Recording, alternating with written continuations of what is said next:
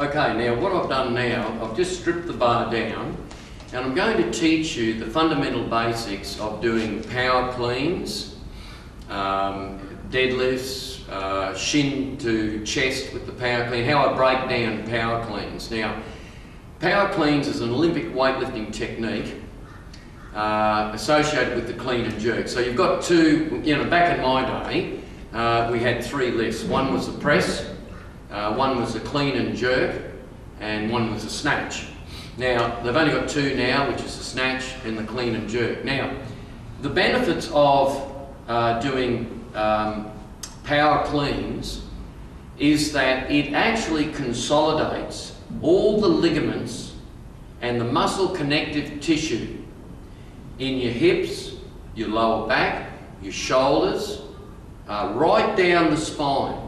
See, these days people talk about core strength. My background, as you'll see in these DVDs, not only was I a competitive Queensland Olympic weightlifter under Nev Perry, as we said before, I've also spent 15 years as a professional martial arts instructor.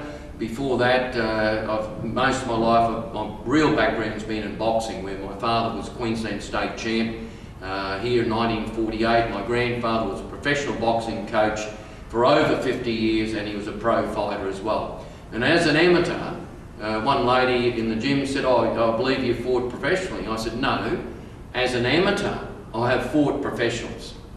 So I really learned the boxing side of it very, very well as an amateur to fight professionals. So I never got paid for it, they did. So at the end of the day, regarding core strength, I'm 56 this year, and it sounds as if that someone just discovered core strength yesterday. Core strength, we've been doing core strength techniques for the last 34 years. As a boxer, core strength was the absolute necessity. I mean, I can remember the days when we were using medicine balls, striking the stomach, throwing it at each other with the Rocky Balboa scenarios. Also with Olympic weightlifting, it is very good for core strength, because your core, people think the core is the abs and the lower back. Sorry to disappoint you, but the core is from the tailbone to the back of your neck. The whole spine is part of the core. It includes the thoracic area, it includes right down to the midsection, includes right down to the hip girdle. So your core is from the top, the bottom of your head, follows the spine all the way down. Now, my discovery and rediscovery of Olympic weightlifting, which I did, I was at my prime 34 years ago now, is that in actual fact, the power clean and the deadlifts and all these associated moves that you do in Olympic weightlifting actually parallel the S-curve of the spine. So I just tried to figure out, why is it so beneficial?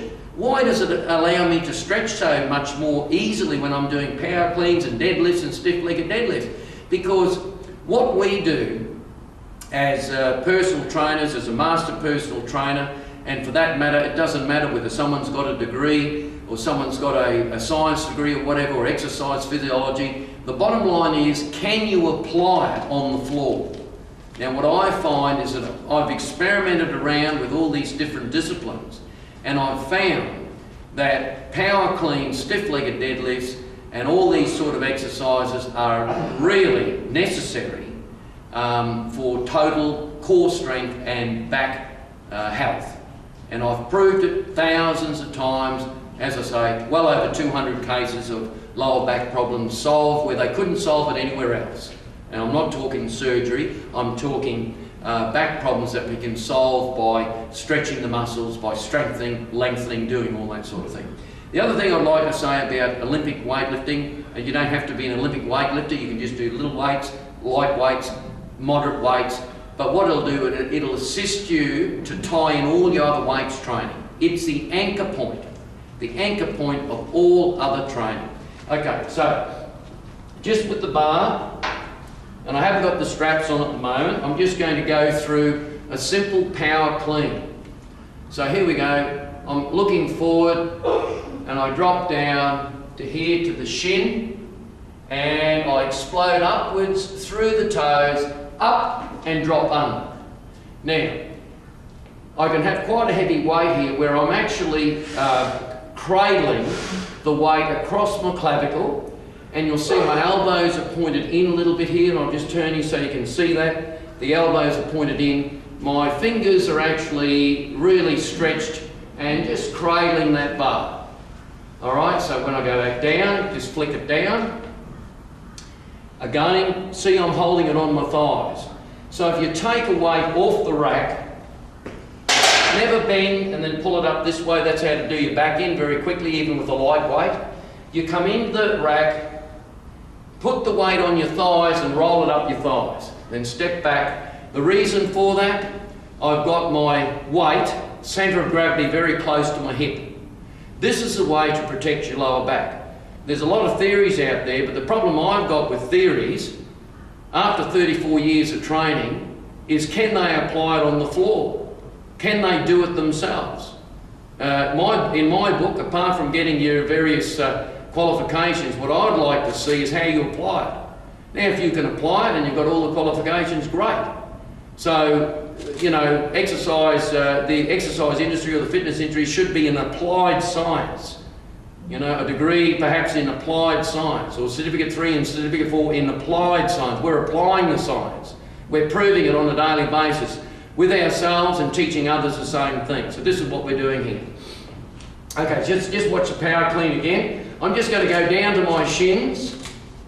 Here, accelerate through and cradle the weight. Again, I'll do it again. I go down to my shins, accelerate through and cradle the weight. All right, now from here, you could have 3 Olympic plates either side, or if you're just a lady in the gym, you can be just doing this and learning to consolidate your core strength. Now, from here, I can do a power press, which you'll notice that I'll dip a little bit, dip and up to there, and then control it on the way down. So here, I'm actually using my hips. It doesn't look like I am, but I'm actually using my hips and transferring the force through my toes, up to there, controlling it on the way down. Or this will sort of look like a little bit of the Olympic weightlifting, where I go here, I go do that same principle, up, boom, and here we are. There, slowly get your way up. Just imagine 3 Olympic plates either side. It's quite a feat, okay? And relax. All right, now, the next frame, we're actually going to do that with a little bit of weight on the bar. Over to you, mate. Okay, now we've got, I'm going to go through some power cleans with a little bit of weight on the bar. You know, this is not very heavy weight, it's only 50 kilos, but it enables me to show you the technique with a little bit of pressure. You know, just with the bar, that's all right for a beginner, that's all right for an amateur, but you need a little bit of weight behind the bar to prove these theories.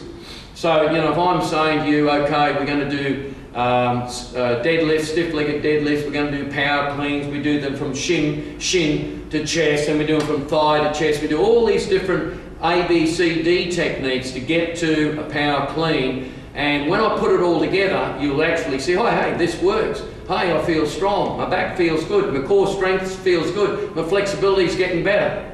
All those benefits from doing a simple basic. That's why I've called this tape, or this DVD, Healy's Health and Fitness Back to Basics. Because all my era, you know, the guys who were working out in the PCYCs and the gyms in the 1970s and the 1960s, we're the ones who started off the fitness industry. We were there when it all began, you know, so we were just doing basics. So what I'm saying is it's time, ladies and gentlemen, to get back to basics. And we get back to basics, you're going to produce some really good results. And again, there's another little statement I've got. You know, if you've got a trainer out there, if you're not getting results, I suggest you revisit who you're training with. There's some good trainers and there's some bad trainers. There's some good doctors and there's some bad doctors, unfortunately. What I suggest is you have a look whether you're getting results. What I suggest, if you're losing body fat to the rate you should be losing body fat, are you, getting your exercises done correctly? Are you feeling stronger? Are you more flexible? If you are, well, maybe you've got a good trainer. Have you checked the trainer's background? You know, in our industry, there's a lot of people who are training and they haven't got a background. What I suggest to you, you check the trainer's background. Has he been an active sportsman? Has he been, he might have done bodybuilding. He might have been, if he's teaching boxing, has he been a boxer? If he's teaching martial arts or some sort of kicking procedure, has he been a martial artist? So that's the test I use. And just ask people. Ask people for, what's that trainer like? Are the results forthcoming? That's what we like to see. So this is an applied science. And if you get a good trainer, you stick to him. Because if you're getting results, what he's going to do, and what my objective at Healy's Health and Fitness is, my objective is to educate and motivate you. So I don't want someone dependent on me for the rest of their life. What I want is someone that they may go through a 12-week transformational challenge, they may go through 24 weeks. But at the end of that, they've got enough knowledge that they can train for the rest of their life. And what we're trying to do here is actually add people out there in the audience. We're trying to add one more health and fitness family member, one at a time. As I said to one of my clients, we are building a health and fitness family. It could be national, it could be international, but we're building them one person at a time. The value of that one person. I'm focused on one person at a time because that's how I got taught. I got taught personally by the best, and I want you to be taught personally by the best. And I'm not saying I'm the best, but I've been around for a long time, and I can actually do what I say I can do. You want me to do Olympic weightlifting? I'll show you how to do it. You want me to do, we're doing videos on boxing and martial arts. I'll show you how to do it on the back. I've got the background to do it, and I'll show you how to do it. If you find someone who can show you how to do it, you stick to them, because that's my advice. Go out there and apprentice yourself to someone who's been there, done that, and got the t-shirt. And you'll be a lot happier in the long run, and you'll have the keys to a Mercedes rather than the wrong keys to something that doesn't work. All right, now the power clean. Put on the straps. Just makes it easier. Again, I'm down to what we call the deadlift position, and I'm going to go all the way to the chest. I'm looking forward. There. Okay, now I'm going to go down to the shin. Here, I'm not going down to the ground again, I'm just going down to shin. And power it through, looking forward, up, there. And again, down the shin, up, there. All right, now, here's another procedure. That's the full ABC. Now what I'm going to do is BC. So, I'm going to go from the thigh to the chest, which is a broken down part of the power clean. So, what I'm doing, I'm hip thrusting from here up to the chest. You watch it, it'll come through the toes, down, hip, you see that hip thrust? Through the toes. It's a power curve. And up, and down, up, and down, up, and down, and relax. Over here, mother.